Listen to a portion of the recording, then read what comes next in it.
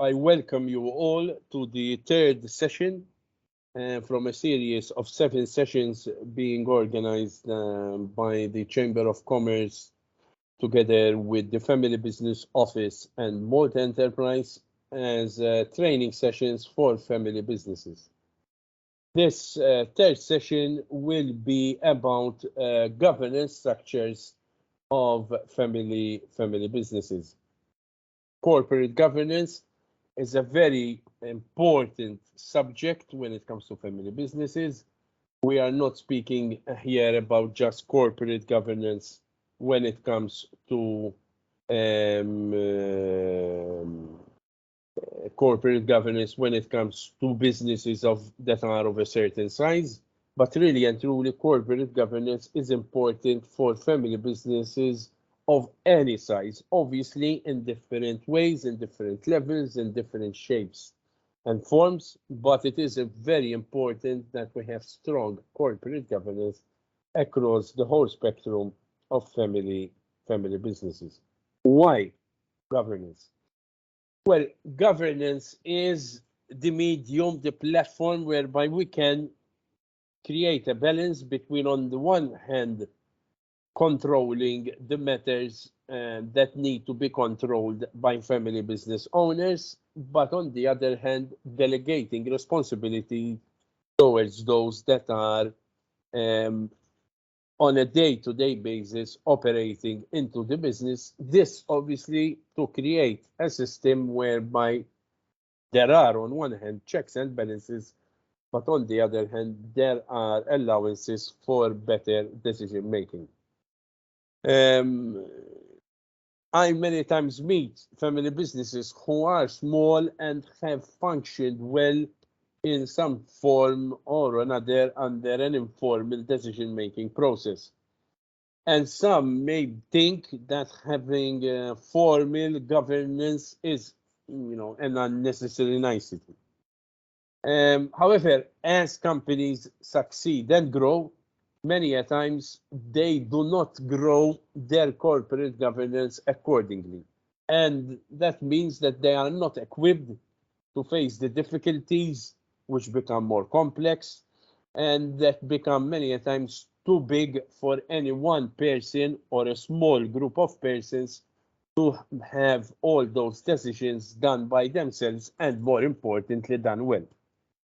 And as businesses grow, many a times family business start underperforming, and sometimes they come to a person like me as a family business consultant when they are in chaos, because one of the key elements they have failed to understand is how to grow their corporate governance, to go have appropriate structures so that they can have structures that can allow them to do good decisions together.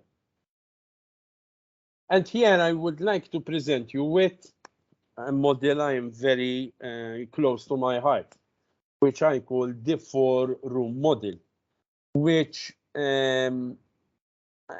basically in its simplicity is as if you are imagining your family business system and corporate governance to be like a home with 4 rooms. A room where owners and shareholders meet, a room where the boardroom and the board of directors of the business meet, a room where the management of the business meets, and a room for the family owners, the family members, even if they are not owners, to meet, okay? However, each room needs to have clear rules of who is allowed in each room, what is discussed in each room, what are the executive powers in each room, what decisions can be taken in each room, and how decisions are done in each room. Now, I understand that, not all family businesses are large enough and complex that they need, all the 4 rooms. However, the more they grow, the likelihood of needing the whole 4 rooms becomes more of a necessity.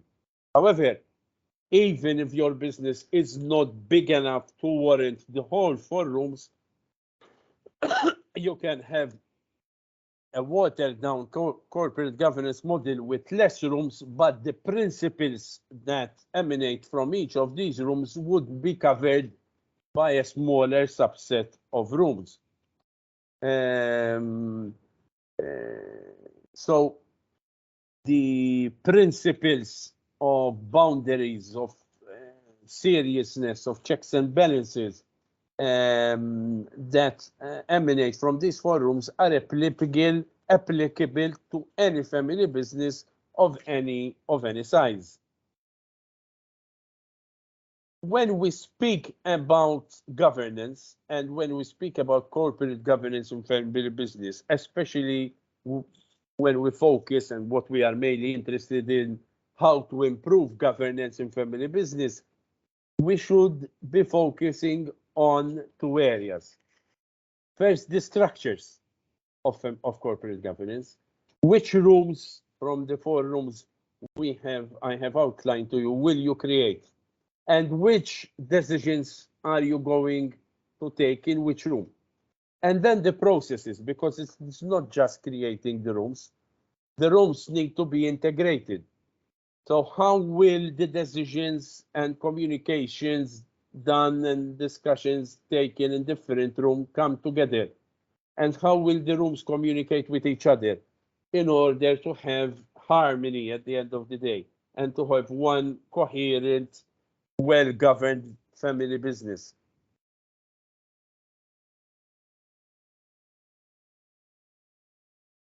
Which leads us to, first of all, start looking at the different structures of each room, okay?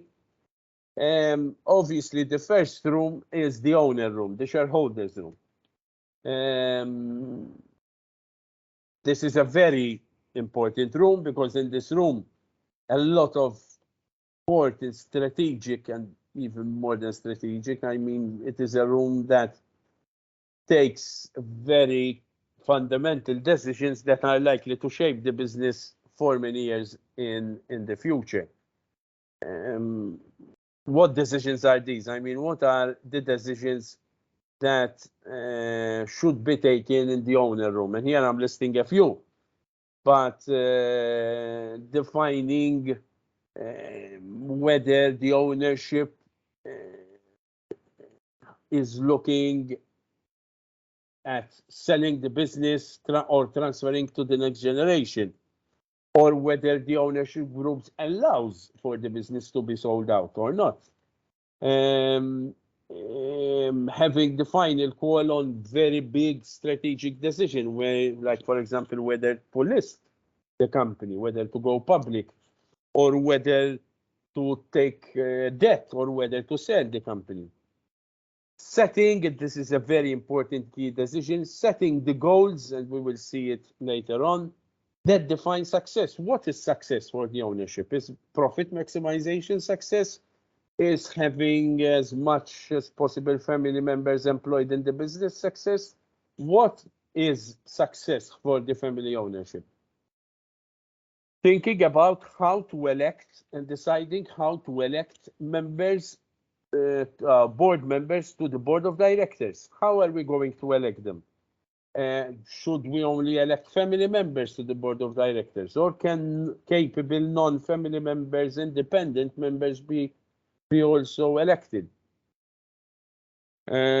Obviously, the key message here is that for the owner room to be distinct and effective, there needs to be a clear distinctions of what are the few topics and the few decisions that are so important, so critical, that only owners should make a decision, and obviously all the rest is to be delegated.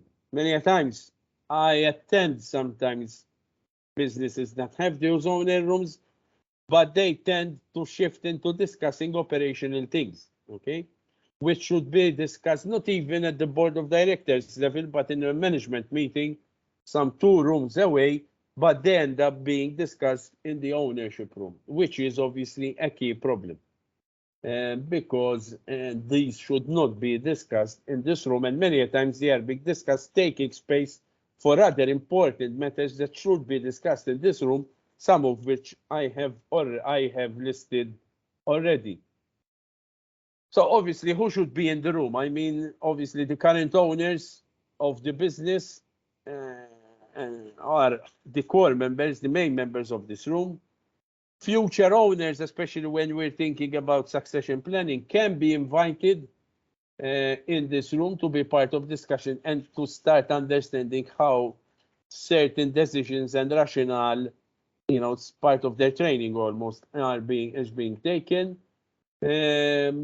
Sometimes spouses, both of the current owners and future generation owners, can be invited because they normally have still a great influence on the owners themselves, and so involving them in some level of discussion in this room can be beneficial.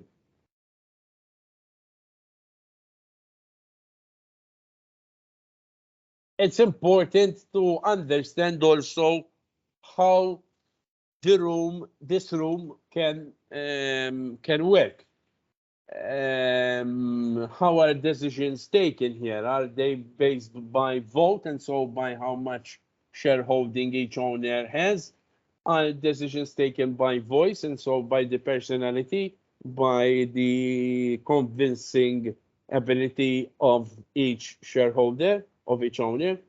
And even if you have a concentrated ownership structure, as we saw in session 2, even those owners that form part of the owner room that have a controlling and voting rights that can ultimately make decisions themselves, failing to seek and to understand minority shareholders, or failing to see the points by next generation owners, can actually come back to haunt them. Because even if these, cannot vote, and they don't have majority voting rights, they can still obviously create turmoil, dissatisfaction, can affect even employees in the business. And so, as much as possible, trying to work towards consensus is the advisable route. Obviously, in the family owner room, especially if you have family shareholders who are not involved in the daily running of the business, but they are owners, you can obviously use this forum for them to be updated on how the business is going, and to have an interaction, and for family owners who are not, and shareholders who are not involved in the daily running of the business, to even express themselves and possibly make any recommendation. This obviously can serve as a room that works as a liaison with the board of directors, especially if you have family owners who are not involved in the business and are not even directors, so that there is an understanding and a liaison between the direction and the desires of the owners and the direction that the board of directors is giving to the business. Which leads us to the next important room, which is the boardroom. The boardroom, many a times, is the go-between room, you can call it, because it brings together the general direction by the owners, and it translates the general direction into a strategy, which then communicates to the management room. We'll see later on. So a board of directors is there to ensure that the managers are actually running the company in a way that is pushing the company towards the accomplishment, towards reaching the objective that have been set by the owners. The board is there, obviously, to oversee the business and not run it itself, and so not get involved in the operational and daily problems. That is the role of the management room. So the boardroom primary role is obviously to hire the top executive of the business, the CEO, which is obviously an extremely important role, and the perfect lies in between the board and directors and the management room. It is there also to see if we have proper succession planning within the business, both for family and if that succession planning needs to include family members or even non-family members. It is there to make sure that, to oversee the top executive compensation of the top managers and the top CEO. It is there to see the business strategy that the CEO may recommend and see if that business strategy fits with the overall objectives that the owners have given it, to ensure proper compliance, legal and regulatory compliance, and to set a number of policies.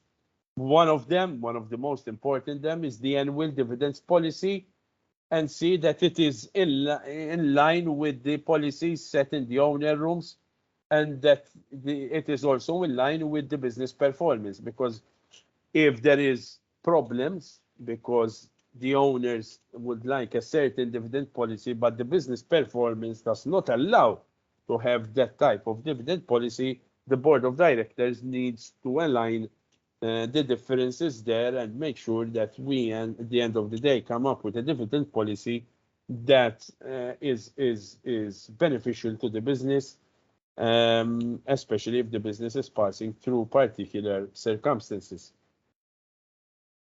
And who should be in the boardroom? Now, one of the major issues I see in family businesses is that the first instinct is that they try to limit directors who are part of the boardroom to just family members. And I understand why, because they would like to keep things within the family. But although it may be a step, adding independent voices to the board of directors is extremely healthy for the board of directors and for the business in general. And the more the business grows and the more complex it grows, independent directors and advisors, but normally independent directors, is a very beneficial and one of the best practices that will likely benefit a lot the family business, because it will bring a number of balance and will bring a balance between what family owners and family directors would want, but what is definitely needed by the business itself. What is important is that in its totality, the board of directors is composed by people who are competent, who understand the business, who understand the balancing act that needs to happen between the interests of the owners and what the business needs. But ultimately, as we all know, board directors are elected by owners, and so as owner, any owner has the right to fire, to change any director, especially if they fail to serve the interests of the owners, of the shareholders. The next room is obviously the management room. Obviously, these are people involved in the actual operational running of the business. They are those who recommend strategy, that operate the business, that hire the team that is managing the business. And so they are running the business on a day-to-day basis and taking all management decisions. Now, I understand that, in the early stages of any family business, it is very likely that it is family members that act as managers, but as many family businesses will attest, the more the business grows, you will probably find that more professional and non-family professional business managers will be needed to run the business. Well, I've seen a full range of family businesses, and some those that are strictly adamant on having just family members running the business, others that prohibit family members from working in the companies and prefer to have professional non-family members to be managers. I believe you don't need to be so draconian, either all family members or non-family members. If you have the right policies and if you have the business which is professionally managed, you can have a mix of both, because you will be choosing between family and non-family members based on their competencies and nothing else. Which leads us to the family room. And normally the family room is there for those family members who are not owners, who are not elected directors, who are not managing the business, but they are still in some way or another linked to the business. They could be spouses, they could be next generation members, so future owners of the business, and they normally are part of this room, because being part of the room will keep them connected to the business, will allow them to know, get information about what's happening in the business, will allow them to be groomed into how the business is run and how decisions are taken, and will allow them to start loving the business, get connected to the family businesses. Now, obviously, sometimes when businesses are small, there is no need for this family room. But when businesses grow, when they go from one generation to the next, the need for this family room becomes very, very important.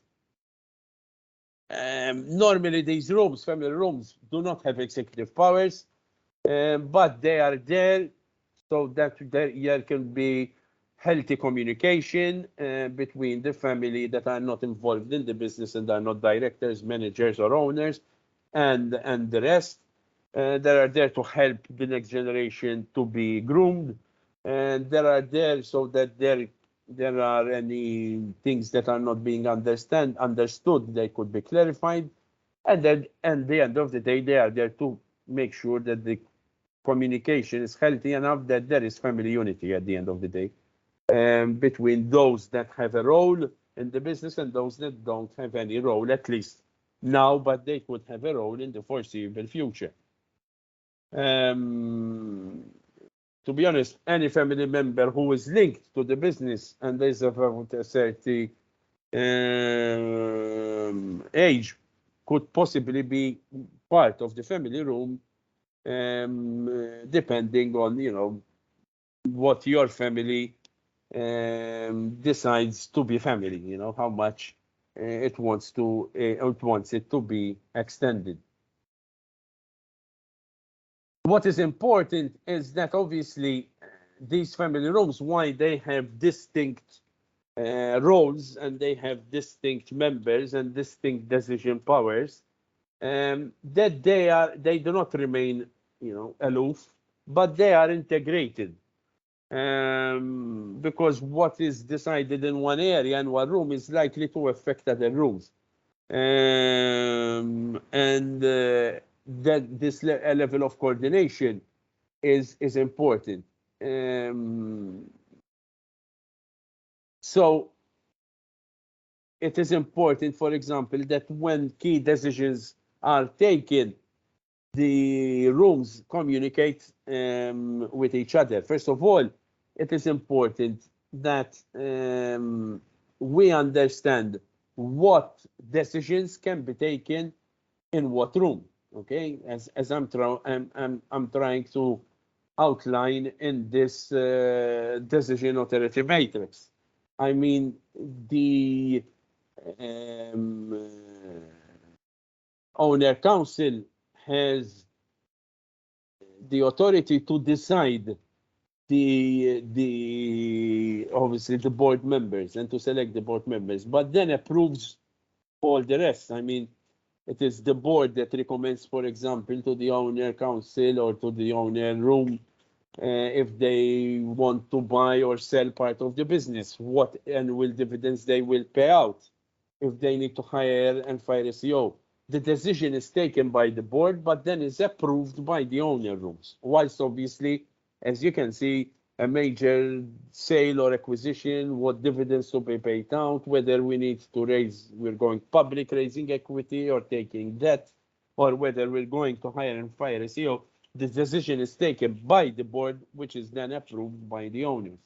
The management, at the end of the day, decides on the hiring and firing on the employee, but then can only recommend certain things, and normally they are recommended to the board whether it believes, it recommends, for example, do not pay a lot of dividends because we would like, as part of our strategy, we would like to invest in this thing, so we need the funds.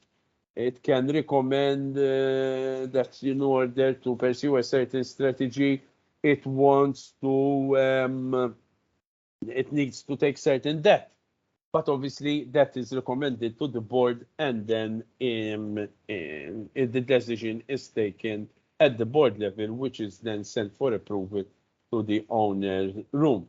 Finally, the family council is there to be informed. I mean, no decision is taken there. It is being informed if a final decision has been taken on any acquisition or whether a sale of any part of the business is done. Informed on the decision taken by the owner room on what board members are going to be elected, and even informed about the decision on which CEO to hire or if any CEO was fired, so on and so forth. So you'll see that by the different interactions, but the different decision levels, approval, information level, you still are connecting the different rooms through different ways. Some by obviously taking the decision, some by putting forward the recommendations, some by approving, and some obviously by being just informed. It's important to create connections across the rooms. One idea I like is that there is some overlapping members. You have one of the owners who is part of the owner room who sits on the board, for example, and that creates a natural flow of information from the boardroom to the owner room. We have regular meetings between rooms. So you have the board and the executive committee, the management room, have regular meetings where they visit each other. Or an owner to do a presentation during the executive committee, so that they understand the perspective of the owners. So the more there is connections between these rooms, the better. Finally, it is important that we establish policies that nip the problem in the bud, especially when there are conflicts in the rooms. And so having policies that can prevent policies, you'll minimize things. So having policies which clearly establish what is decided and who has the final say on what, and how things are to be dealt with on a consistent basis is a sure way at creating healthy communication between rooms, and most of all, creating transparency amongst the rooms. Use policies, the rooms, what is decided, the policies and how decisions are taken in the rooms, whatever, are best, especially when the family grows, are best documented in what is called a family constitutions. Because many families operate through informal understandings, which not sometimes work, but they work until they don't work. And the moment they don't work, what is the fallback position is what is written in the family constitution, which is why it is so important. And these are the most common problems I see in corporate governance in family businesses, especially when it is not done in the thought out way I just outlined a few slides ago. One of the too common, unfortunately, is that when there is no real corporate governance setup, or there is some sort, but it is so loose and informal that you can hardly call it a corporate governance setup. And so this is basically dominated by a lot of informal decision making. There isn't boundaries between who is making decisions. Rules and roles uh, are very hazy, and you realize this because when I ask, when I start working and advising a family business, and I ask them for something as simple as an organizational chart, I get a lot of blank faces. Obviously, if you do not even have an organization chart written down and clearly set up, it is very likely, almost a certainty, that you do not have any corporate governance, because you don't even have your operations, set up professionally. And here you have, the typical issues. Boundaries are lacking. You hardly know how decisions are being taken and by who, and who is responsible for these decisions. So, if a certain decision is taken wrongly, who is answerable for it? You don't know who is being involved and who is not involved in the decision. So sometimes decisions are taken by these two people taking the business in this direction, and then in another room there are decisions being taken by other people taking decision in the other direction. So confusion is many a times the order on the day, and many a times, since there isn't a structured corporate governance where discussions are well documented, structured, decisions documented, you end up whereby decisions are sometimes taken haphazardly or not taken at all.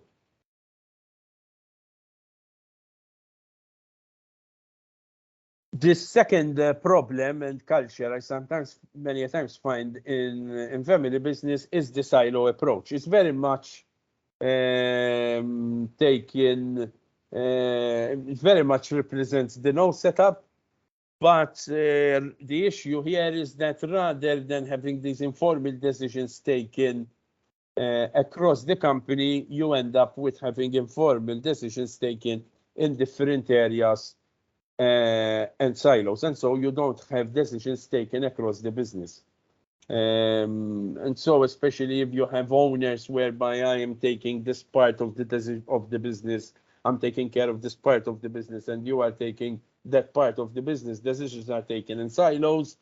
It's a lot of fragmentation in the way the business is run. That make it very difficult to speak about succession planning, because you first need to bring the business together into one coherent whole, one strategy, one way of decision making, one corporate governance, before you can even speak about passing it on to someone else. How can you pass on MS to someone else? I mean, um, especially if the next generation wants, business which is not bits and pieces, but would only be willing to take up a business if it is in some sort of order before it can take it up. Another problem is the missing rooms. Many a times, the room which is most missing is the shareholder room, is the owner room, and sometimes even the family room. The family room is deemed not important because, it's just an information room, no key decisions are taken, and so they just forget it, only then to get backlash from certain family members because they are not being kept informed. And when you have these missing rooms, you end up with important decisions not being taken, or they are partially taken and people do not understand the rationale of how they have been taken. Or you end up with some of the rooms not being there, and so there isn't clarity about what the owners want, and so the board, although it is set up, doesn't have direction from the owners of what they want from the business. So obviously, this creates a lot of issues. Another problem is that when you find family business who set up these rooms, set up these forums, they are not properly set up. The family room is one of them. You set up the family room, but there isn't enough participation because it's deemed to be irrelevant. And the board room and the owner room were not set up properly, so there isn't a clear distinction between what is discussed and who is part of the owner room, and what is discussed and what is decided in the boardroom and the owner room. You end up having decision taking in the owner room, which should be taken in the board of directors room, and vice versa, and you have a lot of confusion.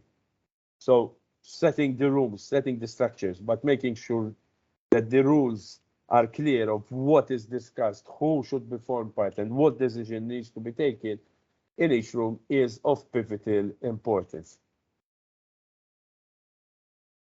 And when your home is not in order, when your business is not in order, it is almost inevitable, especially as the business grows, that family business encounter problems. Many a times they encounter problems with decision making, and decisions are taken by whoever has, the loudest voice, whoever has the pushiest character. I wrote here the cowboy approach, you're an owner, you're a director, but the board of director never meets, there is no owner room. And you realize you just hear from the grapevine. Sometimes I have owners who come to me and tell me, listen, I've heard from a friend of mine who is a friend of my brother that we bought another business, and I am an owner, I am a shareholder. You realize huge governance problems that there is in the business because the decision making is not working in the business. Normally the case is that either the rooms and the forums which I discussed are not set up, so there is absolutely no corporate governance, or if they are set up, they are absolutely not functioning correctly. This brings an end to my presentation on corporate governance. Immediately after this presentation, we have an interview about the corporate governance setup with a family business member, Natalie Briffa Farrugia, who's the chairperson of the Vassallo Group, who will explain their experience of how they have gone around setting up their corporate governance and the rules they have, and the importance of this corporate governance setup. Thank you.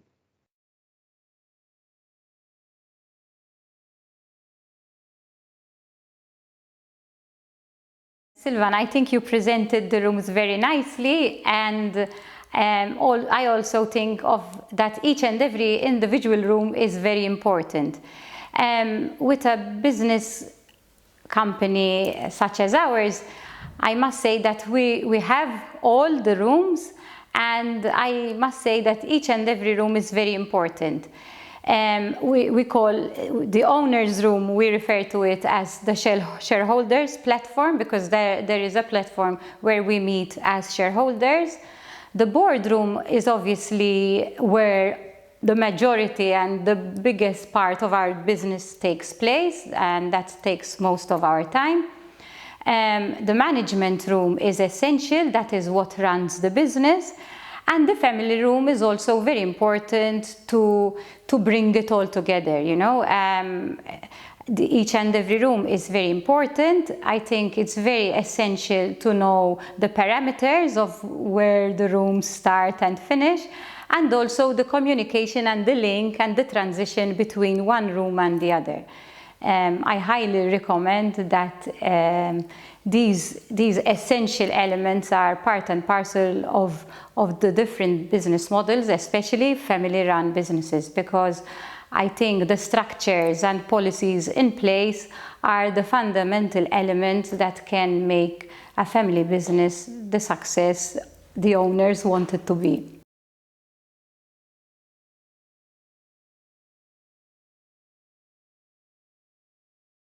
Silvan, I think the family room is the most difficult.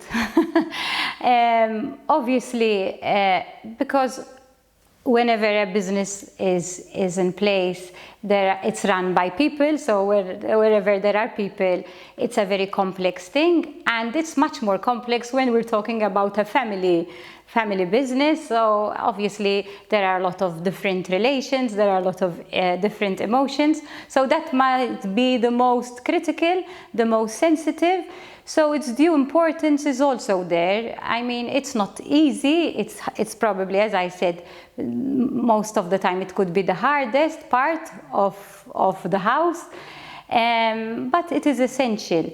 The more you have the practices in place, the easier it will become. It should also be defined on how and where, from where, and it should also be defined on what takes place in that room. But I think that the strongest the rooms are in their individual elements, the better the outcome for all.